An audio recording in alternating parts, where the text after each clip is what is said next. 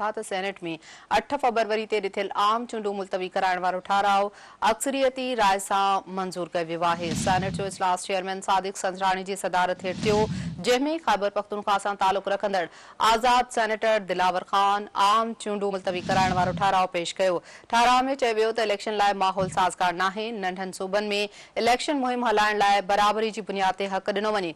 Senator Dilawar Khan चयो त मुल्क जे कुझु इलाइक़नि में सख़्त सीउ आहे, उन सबबि उन्हनि इलाइक़नि में इलेक्शन अमल में शिरकत ॾुखी आहे।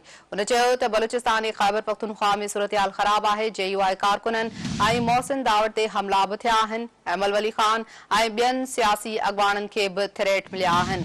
अहम ख़बर नासरमा सां शेयर करे रहिया आहियूं। सेनेटर दिलावर ख़ान चयो त इलेक्शन रैली दौरान थ्रेट अलर्ट आहिनि, तंहिं करे 8 फरवरी ते थियल आम चूंडूं मुलतवी कई वञनि। इलेक्शन कमीशन चूंडूं मुलतवी कराइण ते अमल करे सेनेट इलेक्शन कमीशन ते मुकमल एतमाद करे थी।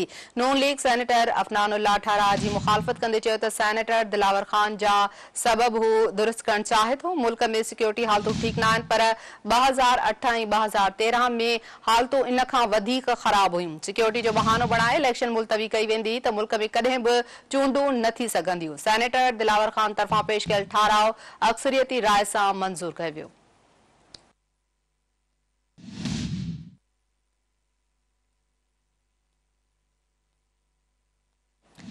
सेनेट में 8 फरवरी ते ॾिठल आम चूंडूं मुलतवी कराइण वारो ठाराव अक्सरियती राय सां मंज़ूर कयो वियो आहे। इहा अहम ख़बर नासरमा सां शेयर कयूं पिया।